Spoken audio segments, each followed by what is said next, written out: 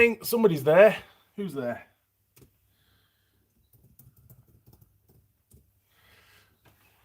Have we got anybody? Or is Andy going to do a live stream all on his own? Maybe. Oh.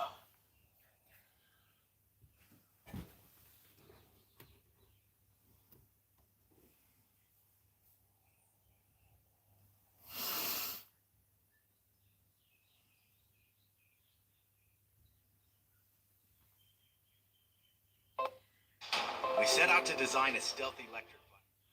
We've got two. We've got four. What the hell? Right, just getting set up. Sorry, chaps. All sorts going on this morning.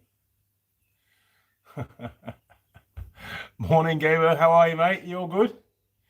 I had some internet connection problems earlier on. That's why we're a little bit late. But, we'll have to wait and see how things pan out today. We've got Boise. Good morning, Boise. How are you? Yes, we're all good. We're on level 2 here in New Zealand now, and I was up in Auckland for work on Thursday. We had meetings all day pretty much, and then I had to go over to Piha and collect an ROV for there we go. We're all set up for service, an urgent service. I've got 4 more to service. They've all come in, or requests have all come in the last couple of days, so I'm going to be extremely busy over the next few weekends. That's for sure. Al Elish, I'm here. Good man. We've got 11 people on board. That's fantastic. Good stuff. Okay, well, this is all about you, not so much about me. I'll drop a few bits of updates and stuff in through the live stream as we go. But what questions have you got for me this morning, this sunny Sunday morning? The Blackwoods Mechanic. Hello from Marcia. Good morning, Blackwoods Mechanic. Hope things are good over there.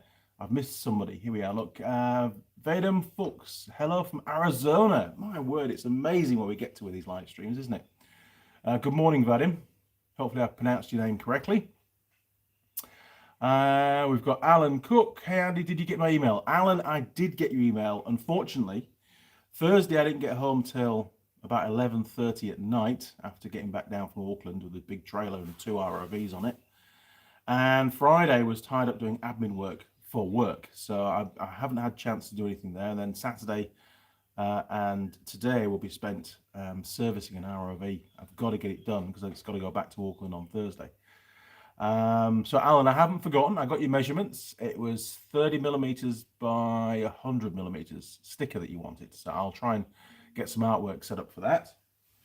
Hang on a second. I've got something going on. Oh, somebody's trying to call me. Mr. Stevens.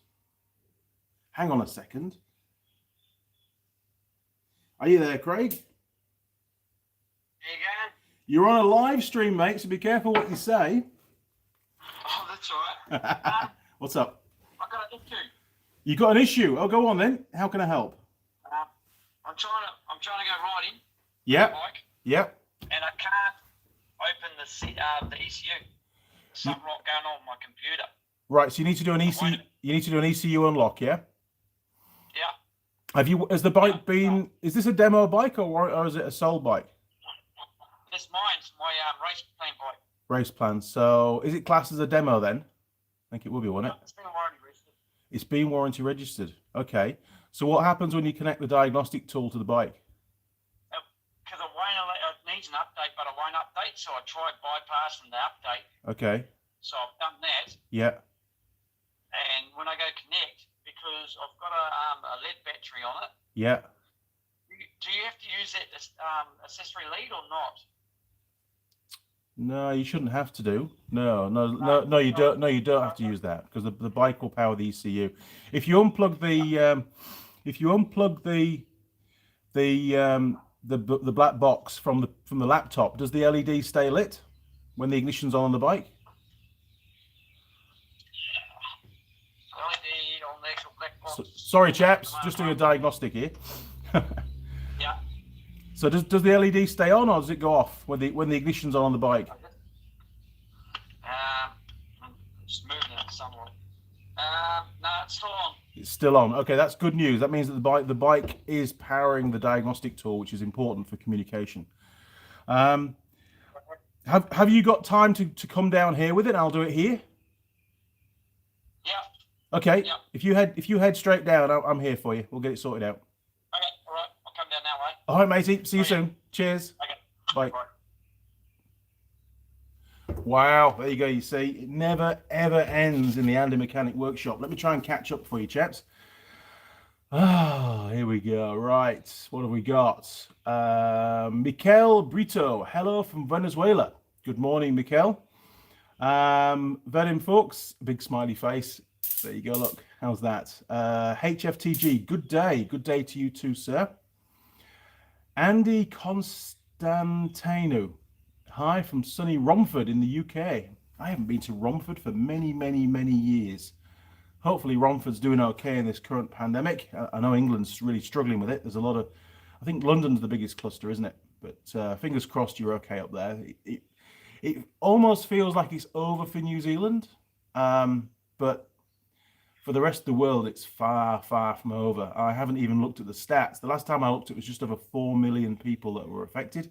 It's probably a lot higher than that now.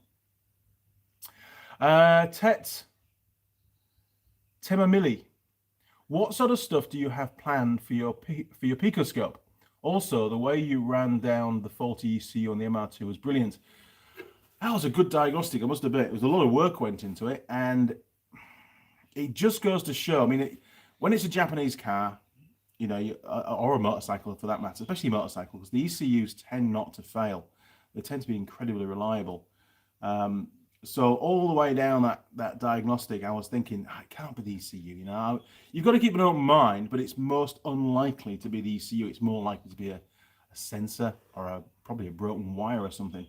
But it just goes to show that you've got to follow a process. And during that process, those episodes, I was learning about the ignition system. At the start, I didn't really know what I was dealing with. By the end of it, after all the reading and the research that I'd done, I understood fully how that ignition system worked, and I was able then to use logic combined with the tools that I had, the scope, the voltmeter, and so on, even a test light to work my way through it. And that's what diagnostics were all about. And I thoroughly enjoyed it. It did make me think, but I did enjoy it, and it was very, very satisfying to fix the fault and prove the fix using the scope at the end. It was really good. So thank you for that. What have I got planned with the scope? Well, the last time I used the scope was only a few days ago when I was doing the current. I was measuring the current draw on that Bosch drill when I had it in the lathe under load, and it finally, you know, blew up. I gave up the ghost with a big flash.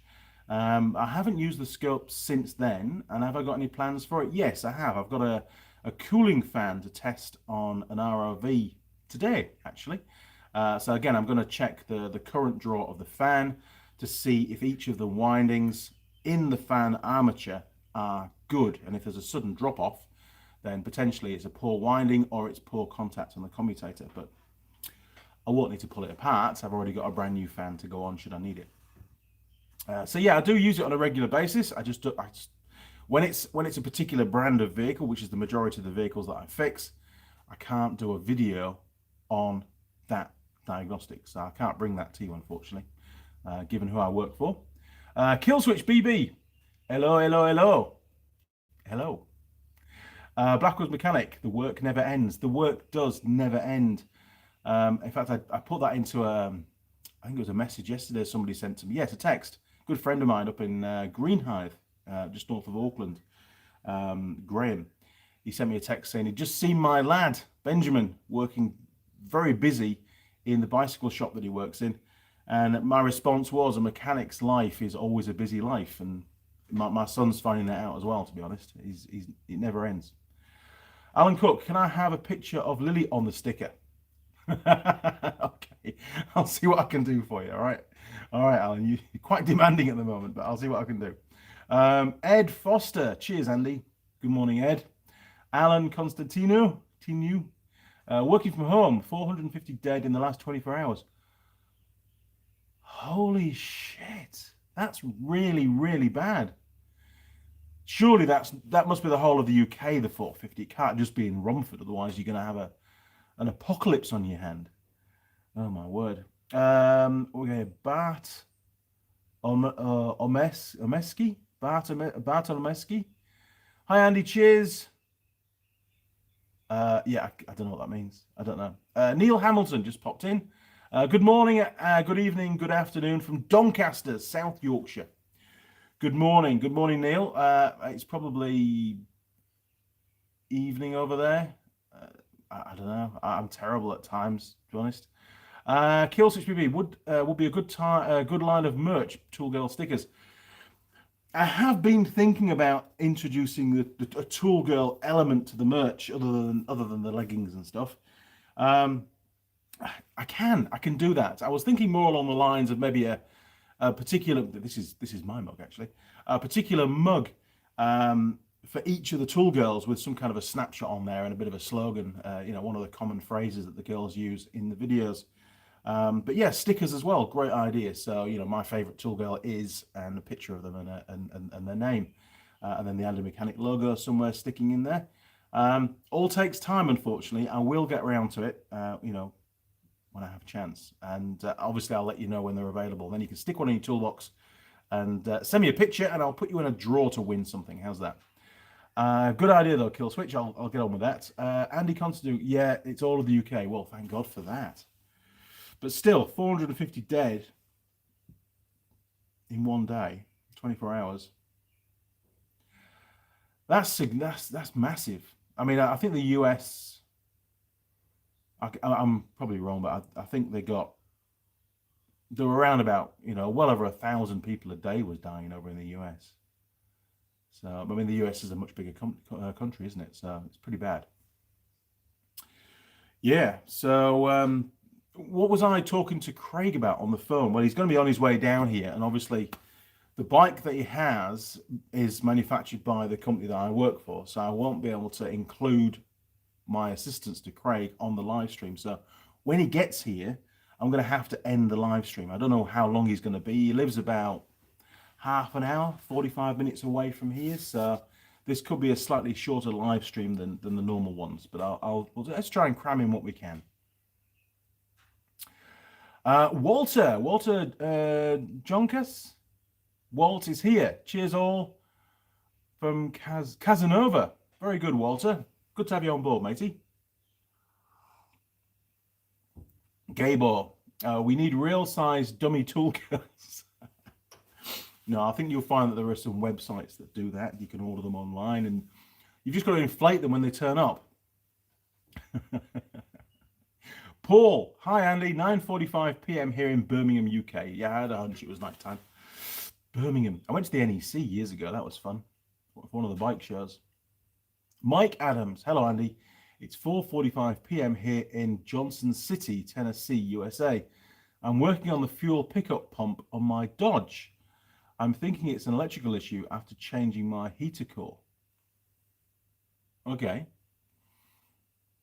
So I take it the fuel pump stopped working after you did some work on the heater core? Probably knocked a wire or pulled a plug partly, or yeah, maybe trapped a wire somewhere. I don't know. Killswitch inflatable tool girls. Yeah, that was not my idea. That was who was it? Let's have a look. It was Gabor's idea, so you can blame him for that one. Igor's Davroskis. Hi there. It's 11:48 in the evening in Latvia. Wow, we're all over the world at the moment, aren't we? We've got 36 people watching me have a coffee. That's fantastic. Blackwoods Mechanic. It's still Saturday in the USA.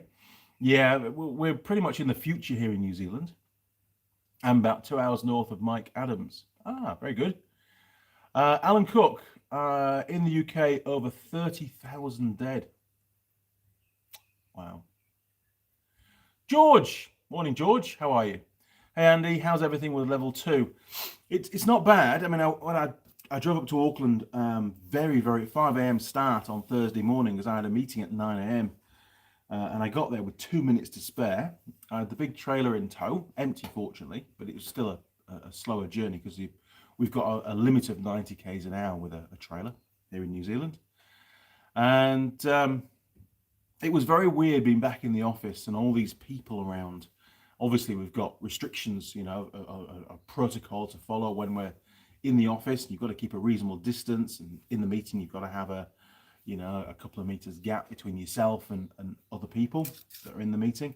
The meeting was for all staff. We had to split into 3 separate rooms and use Microsoft Teams to link the meeting to the other 2 groups. But it was quite humbling to get back to work and to see that everybody was okay. We all definitely needed a haircut. Me especially, to be honest. I was named Grizzly Adams for the day, much to my amusement. But they were quite right. I have trimmed the beard a little bit. It was getting quite fluffy around this side, which almost like Wolverine style, but that's not my look. But yeah, in all honesty, I was quite glad to get out of there. I felt a bit overwhelmed by all the people around, given the fact I've sort of been in isolation really for the last 7 or 8 weeks. And then I had to go out to Piha. Piha was pretty quiet. There's a few surfers out there on the sea and people moving around. The roads were not quite as busy as I thought they would be, but there was definitely an increase of people and traffic on the roads. The towns that I drove through were pretty busy. There was plenty of people around. So level 2, yeah, are we going to go down to level 1? It'll be a week on Thursday. I have no idea, to be honest. We've still got the odd case popping up here in New Zealand. I don't know what the plan is. Once we get to level 1, I can start, I believe, unless they change the requirements, I believe I can start filming with Tool Girls again with assistance, but I just don't know. Mike, you know your electrical issues. It can take days to locate the issue, but 10 seconds to fix. It can. It really can. And the dealers that I liaise with, that I support around New Zealand, they're exactly the same. You can get a vehicle in, and as vehicles get more and more complex and more reliant on electronic systems on the vehicle, you're quite right. You can just have a broken wire. I mean, the other day we had an ATV, and I had exactly the same problem on the same model bike a couple of years earlier. And I used the scope to diagnose it, and it turned out to be a broken wire on the idle speed control valve. And there's 6 wires, 2 are permanent live, essentially, and 4 are grounded wires. It's a stepper motor. One of the grounding wires had basically internally to the wire had broken, but the insulation on the outside looked immaculate. There was no marks, no crushing, no nothing. And again, using the scope, you could identify which of the wires is broken because it's not been grounded. You scope from the idle speed control valve plug, and then basically just use a little test light. Unplug the ECU, unplug the idle speed control valve, put a voltage on that wire, or on and then use a little test light with a pin, and I would just probe the wire through the loom every few inches until the light goes out. It doesn't illuminate, and then you've located where the problem is. Well, you've narrowed it right down, then you can inspect it. But yeah, one of our dealers had exactly that problem. It took him probably 3 hours all up to find the fault, and he's a clever lad that did the diagnostic, and 5 minutes to fix it. And some manufacturers only pay for the repair, which is mind-blowing, isn't it? I always look after them on their labour because it's not fair, to be honest. Andy Constantino, are you still teaching? No, I'm not. Well, I'm not teaching with Unitech. There is an element of my role in my current employment which does involve passing on the knowledge and explaining certain systems to technicians and so on. So I suppose there is a teaching content there as well. So yeah, I do enjoy that and passing on the knowledge because I'm not going to be here forever. And that is an underlying theme for doing the videos, to be honest, is to get my knowledge, which, I wouldn't say it's vast, but I just wanted to get it out there and help people, and it'd be there forever, basically. My radio control car is called X-Ray T2. Is that the model, or is that a name that you've given it? Because I can Google that and find out what it is. Gabo, don't forget to social distance after you finish the live stream. That's right, it's very difficult. I mean, I'm going to have to do this diagnostic on the bike. I don't think there's a problem with the bike, it's a problem with the diagnostic tool that needs an update. So fingers crossed I can get that sorted out. If we have a problem, I do have my own tool here that I can use anyway. Right, Dave Crooks. Hi Andy, keep up the good work. Love the channel. You sorted out the blown ECU on my YZ450FX. I've been following you ever since. Dave from Wellington. Oh, fantastic, Dave. It's great to hear. It's nice to help people out. It really is. And I do remember that case, and I'm pleased that, that the replacement ECU solved your problem. Good job. Thanks, Dave. Andy Constantino, we're nowhere near level 2. No. Honestly, most countries around the world are way behind the relaxation of preventative measures that we've managed to achieve here in New Zealand. And I think we've got a great leader, to be honest. You've got to sort out the virus first, but she's also, and then try and sort out the economy. Otherwise, it'll still be around and just constantly keep causing problems, won't it? Did you get a new drill from Gaber? I didn't yet. I have Googled it. I've looked at 2 or 3 options. I'm tempted to go for either a Metabu, because I have a grinder that's a Metabu, because I want to get a mains powered one. I don't want to get a rechargeable one, because in all honesty, I only ever drill concrete at home, and the rechargeable one's really expensive, and you can get a pretty good mains powered one a lot cheaper. So it'll be mains powered. So either a Metabu, I might go for a Bosch, since it's done ever so well. I mean, it lasted for many years, did that drill. Or I might go for a mains powered Makita, but they don't do that many mains powered drills anymore. So I'll keep you posted, and I'll let you know for sure. Cheers, Gaber. Clyde, good morning, sir. Good morning, Clyde. Hope you're well and keeping safe. John Radband, where's he gone? He was there a second. There we are. Hi, I managed to make another live stream greetings from Rochdale, UK. You did. Welcome aboard, John. I don't know how long this live stream is going to go on for. I've had a phone call this morning, which I had no idea about. A good friend of mine, Craig, he has a problem with his motorcycle, and I need to get the diagnostic tool on it and get that sorted out for him. And he's on his way right now, so I don't know how long he's going to be. Probably a maximum of another half an hour or so. So it's going to be a short live stream today. I'm sorry. Mikhail Brito, hey Andy, I enjoyed the video of the Bosch drill. Well done, my friend. I hope that in the future you will do something similar with a grinder. That's a good point. I certainly can do. There's no problems at all with that. I'll have to come up with some way of providing a load to the grinder, maybe some kind of a shaft that I can lock onto the output shaft of the grinder, and again get it in the chuck of the lathe. The lathe seemed to work really well as a load. I was quite happy with that, and it was all very controlled and bolted into place, and I could stand back and watch the whole thing. So yeah, it'll definitely happen, but I wanted to do the Bosch drill because naturally it comes to the end of its life. It was either going to go in I was never going to repair it. It's just not worth the repair. Probably too old to get parts anyway, and they're so cheap to buy for a new one. You just go and buy a new one with that kind of stuff. What else have we got? Daniel Johnson. Hi, Andy. Greetings here from the Shetland Islands. I used to know a guy in the Shetland Islands. I forget his name. It was many years ago. And I used to supply parts for his little Suzuki Jeep, and he actually bought. He had a soft top SJ 410 or a 413 it was. And he bought the fiberglass back to go on it, and I had to ship that to the Shetland Islands. I hope it got there in one piece. It was probably about 20 years ago now. But yeah, I sent basically a pallet-sized consignment to the Shetland Islands. It was probably pretty expensive as well to get it over there. I don't remember now.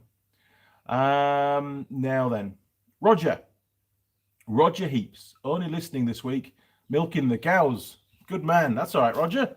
Good to have you on board, mate. Right, Andy Constantino, I'm teaching from home using Teams. Teams is a great platform to use, to be honest. We use that at work. Worrying on how my level 3 students are going to finish their practical assessments. It's very, very difficult, isn't it? Yeah, I mean, I don't know. Can you ship them their resources out to do the assessment and get them to video themselves doing it, and then upload it to YouTube and send you a link and assess it that way? And to ship you the finished product, it's extremely difficult. Or do a walk around at the end of what they've done, a talk through. When you're a teacher, I had a young lad, Stutters. He won't be watching now. I didn't call him Stutters, I refused, but all his friends called him Stutters. Brennan, his name was. I still keep in contact with him. He was over in Australia. He's back in New Zealand now. And when I first started teaching him, part of the course was to do a presentation where the student would stand up at the front of the class and talk about the benefits and disbenefits of dual overhead camshaft engines compared to single overhead camshaft engines. And he came to me and said, look, I can't do it. I'm too nervous. I just can't. I have a speech problem. I can't do it. I says, don't worry about it. No problem. We'll just get the whole class to do their presentation in video format as opposed to stand up at the front. And that's how I presented to the kids, to the students. And they all did videos. And he was able to, you know, re-edit it and retake certain bits until he was happy with it. And from that point on, we got on extremely well. And it's all about adapting how you teach. You just got to go back to the basics. How are you going to transfer the knowledge from your head into their head and then assess it in some way? Now then, where were we? John Radban, thanks for telling me about the Teng tools. I managed to get a 1001 garage piece set from Machine Mart. I love them. Thank you. Well, good man, John. It's good to hear that you managed to get sorted out. Yeah, I think when you buy a toolbox kit, they end up being a lot cheaper than buying the tools individually. So that was definitely a good way to go. George, so no live diagnosing with the bike today. I can't. It's the wrong brand. I can't. And to be fair, it's not an issue with the bike. It's a brand new bike. It's an issue with the diagnostic tool. It needs to be updated in order to allow us to unlock the ECU on the bike. So I can't show you. Using the diagnostic tool, it would be really bad on camera. Believe me, I would potentially lose my job doing that. So it's not going to happen. Sorry. Killswitch BB, did Bosch get in touch for the warranty on the drill? I did read that. That was fantastic. I should write to them and send them a link to the video. No, that drill's been massively abused over the years. It's drilled through way too many, well, even bits of steel, to be honest, before I got the big Makita. Yeah, it was testament to Bosch, actually, how well it survived. So no, I would never dream of applying for any kind of warranty, and they would just laugh anyway, I'm sure. Now then, Brian Graham. Hi, Andy from York. Having a lot of problems with stuck bolts on my old Land Rover. Yeah, it's a Land Rover. They tend to be like that. Are induction heaters worth buying to remove bolts with no damage? Yeah, I mean, putting heat into a bolt definitely helps to get it undone, for sure. You want to be careful. If it's just bodywork stuff, then not an issue. You definitely need to be I was always told if it's a steering or brake component, you shouldn't be heating it up unless you're going to be removing it and replacing it, because the heat itself can cause the metal to lose temper or to weaken, and the last thing you want is something breaking whilst you're driving. So be very careful when you're applying heat.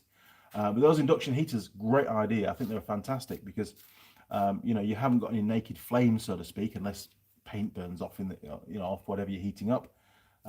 Much safer than using a gas torch or something. So yeah, definitely worth it. I'd go for it. Simon, good morning. Simon, good evening. Hello there, matey. Hope you're all good. Simon, I'm not sure if you heard previously, but this live stream is going to have to be cut short. I've just had a phone call like 10-15 minutes ago by a good friend of mine that has a problem with his brand new bike. He's racing today, hopefully on that bike.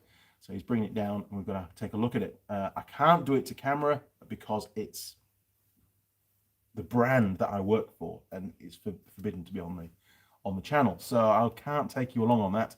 Plus, it's not a problem with the bike. It's a problem with his diagnostic tool. He hasn't done an update and I need to do it for him. So sorry, Simon, I won't be here for the full 2 hours today. Mike Adams. Your video with Jade, where you purposely blew up the Briggs & Stratton engine, I remember that. She was scared shitless, was Jade. As an experiment, has inspired me to teach my niece how to rebuild one. That's fantastic. She's 10 years old. I think she's old enough too. Yeah, absolutely. I mean, my first engine-powered vehicle was a little go-kart, an ex-racing go-kart that had been, the racing engine had been taken off and a Honda C70 engine had been put on with a semi-automatic clutch. So you had 3 gears. And I was working on that at 10, 12 years old without any problems. Top-end rebuilds and fitting new points, pulling the flywheel off, fitting new points, that kind of stuff. It was great fun. I thoroughly enjoyed that. And an old chap, the old service manager at my dad's garage, Harry, he showed me pretty much firsthand, what to do. So I learned a lot from there, and from my my late godfather, Ted Eastwood, God bless him, he was a lovely chap. He taught me an awful lot during my early teenage years on fixing motorcycles, and I'll never forget that. Real nice guy.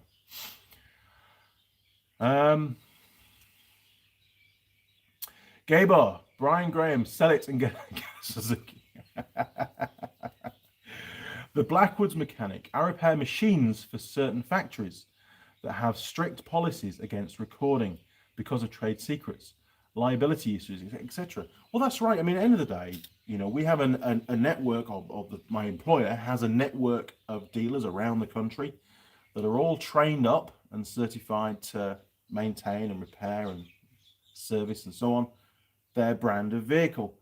And for as long as I work for that company, there's a huge conflict of interest if I was to put a video out on how to service your dirt bike, or your ATV of that particular brand, because some people, people all around the world, some of them, a small percentage, I agree, would no longer take the bike to their local dealer. They would potentially service it themselves because they'd be able to get the information from the video. So it's pretty obvious that I can't do that kind of stuff whilst I'm employed for them, and I respect that. I'm very grateful to work for this company, and and they're a fantastic company, and that was shown hands down during the lockdown period in New Zealand. We continued on full pay. They looked after us tremendously well. They were checking up on us on a regular basis. I had to work from home, so they spent some money on providing me equipment that I needed to make it a bit more comfortable to work from home. Just no quibbles. They stood by me 110%, and for that I'm very, very grateful. Andy, I got one of those inductors, great for rusty bolts. I'll have to give one of those a go. I've never actually used one, to be honest. I've seen Eric O use it a few times, and quick and easy and just safe, I think, as well. I bid you a good night or good morning to you. Cheers, Andy. Kill switch, Honda 70, lol. Oh, the memories. Yeah, we actually, my brother-in-law bought a Honda C50 with a view of converting it to a bat bike, for Batman kind of thing, because he was doing like a cosplay thing. He was very into Batman at the time. And I converted it. I used a Honda SS50 bottom end, which is a 5-speed manual gearbox, and we put a 70cc top end on it. So it had a manual clutch and everything. It was really cool. I've no idea what happened to that bike, but we sprayed it all black, and he got some little Batman sort of decals and stuff and badges and things and put it on it. It looked fantastic little bike, and the fact he could pull wheelies from the traffic light because it was really low geared was much to the amusement of the other motorcyclists. Great fun. I haven't seen one over here, to be honest, so I don't know if they ever came to New Zealand. I know they made a lot of them. Igor's Dvoskis, sorry if I pronounced it wrong, probably did, I'm a Yorkshire. I have the same model of Bosch hand drill, 10 plus years old and still works. Only the piece of guard on the base of the drill bit holder broke off. Sorry for my English. No, there's nothing wrong with your English. Your English is probably better than mine, to be honest. Yeah, seems to be. I mean, it survived 20 years with me, so I mean, I think you've done a fantastic job with that. Mike Adams, I figure even if she doesn't become a grease monkey gearhead like us, I think the experience and knowledge will be good for her. You're absolutely right, Mike. I mean, Tool Girl Lilli sent me a message last week. She's been, again, in lockdown up in Auckland, and she'd ordered some. I think she'd. Well, no, I'm jumping the gun. She sent me a picture of a little dressing table for a bedroom that she'd assembled. Well, she told me. She said, "Look what I made," but I think she assembled it. I don't think she actually made it, but I could be wrong. But she said, she commented that the skills, the tools, the hand tool skills that she's learned in the workshop doing the videos with me really came into play on assembling that bit of furniture, and she was very grateful. And I think she did a fantastic job. It looked really, really good.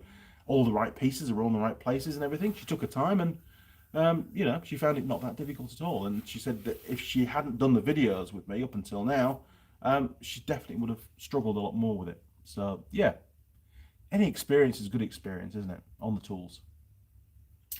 Now then, right, Jim Haynes. I just got back from starting a job for an old friend of mine, putting new wheel cylinders and wheel seals and nickel copper brake lines on an old loader. I used to have a Kramer Allrad 312 loader. There are 14 1/8 by 3 inch wide big stuff. Wow. Yeah. Hey, good job. Nick Harrer. Hi from Cupertino. That's like a cup of tea. Cupertino. Probably pronounced it wrong. California, USA. Sorry, I missed the first half hour. Okay, just to give you a quick catch up. This might be Craig now. I can hear Marmite, the ultra guard dog, has kicked off. So Craig might be here. You might even come and join us on the live stream, to be honest. We'll have to wait and see. But it means that we're going to be having to tie this up reasonably quickly. I do apologise. I was expecting to be sat here for a couple of hours this morning, but you know, you never know when you're going to get a call out, and this is one of them, or a call in this case. It is. It's Craig. Let me go and call him in. Hang on.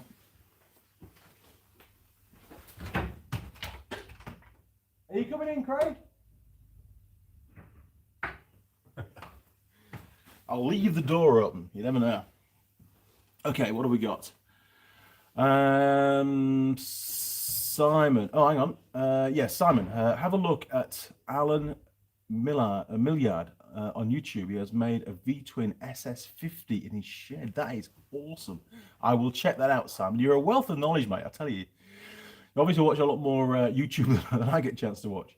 Killswitch BB. Sometimes the finer things in life are nice, but one of the best gifts my wife got me was 1 year. Got me of 1 year was her own small toolkit. Her words, not mine. Oh, that's nice. Yeah, good job. You got to do that. Kristen Kiri. Hello from Finland. Hello. Good morning, evening, afternoon, Christian. Jim Haynes, wheel cylinders were off an old motorhome chassis and it uses 2 per wheel. Ray Bastos Brake Company were great helping me find wheel cylinders, even though out of a catalogue. You can come in, Craig, come in. Come and say hello to the world. Hi. Come and say hello to the world. This is Craig. This is Craig. You got to kneel down a bit because the camera's quite low. There you I are. felt tall then. You did feel tall. How are you, mate? You good? I'm good, yeah. Excellent stuff. Right. Okay. Well, Craig is a world champion motocross rider. Right. In my mind. No, you've raced a bit, haven't you? Oh, a few years now. Yeah. You've done all right? Yeah. Been on the podium? Yeah, a few times. Yeah, he's done all right. He's done all right. He's a good lad. Right. Okay. Well, this is going to have to be the end. I'm really sorry, chaps. I've been called away. Right. All right. Have you unloaded? It's right there. It's right there. Cool. All right. Go and get Emma to make you a coffee, and I'll be out in 2 minutes. I'll just do a sign off. Hey. Okay. Right, chaps. I'm going to give you 2 more minutes. George says hello, by the way. Right. Oh, hello. Excellent stuff. Right. Okay. Craig's going to get himself a coffee. I'm going to do a quick slow down and sign off on the video. I'm sorry, chaps. Again, apologies. I might do a live stream midweek to try and catch up. Who knows? Sorry, Jim, got pulled away there. But yes, it's good that the company stuck with you and helped you out. Finding out what the part numbers were. It's sometimes very difficult to match things up on old vehicles. 56 Crown Vic. Hello from Iowa. Good morning, sir. Killswitch. Hi, Craig. Mike Adams, I found a penetrant oil that I've just discovered that works good. The brand is CRC. The product is called Freeze Off. It's supposed to freeze shock rust fasteners. Yeah, well, obviously, out of an aerosol, naturally the gas is very cold because it's expanding at the time. But of course, they'll have put some kind of penetrant in there and maybe it's under higher pressure than normal, so it's colder when it's released. I'll have to give that a try. I'll see if I can find it in New Zealand and give it a go. George, see you next time, Andy. Yep, sorry, George. It's been a really short morning. My apologies. You've got a couple more minutes. You're all right. Mad Brian, have a Mazda 2, 2006. Have oil on the cylinders 1 and 2 spark plug. Finding it really hard to find a rocker gasket complete with spark plug tube seals, which is causing the problem. Really? On a Mazda? You must be able to get the parts. You might have to go genuine, but I'm sure you can get the parts. Al Elish, bye-bye. See you later, Al. I'll see you next Sunday. Or maybe before, who knows? Andy Constantino, catch you again later, V. Yep. Cheers, matey. Mike Adams, have fun, guys. I got to get back to work too. Yeah, me too. I've got a lot to do today, actually. Gabor, see you next week, guys. We've got a health review. Simon, your message is health review. What's going on? Here we go. Look, Mike Adams will get that stuff in the UK. It's called Freeze Your Nuts Off. Very good, Simon. Very good. Right, I think we've run out. That was Simon's was the last comment, Alex. Oh, no, one more. Backwoods Mechanic. Have a good day, Andy. Okay, crew, that's it. Sorry, we've only managed 41 minutes today. My apologies. We'll catch up potentially later in the week. Cheers now. Thanks for all joining me this morning. It's been really great, actually. And again, apologies. It's been such a short live stream this time around, but duty calls. See you around, chaps. Cheers. Over and out.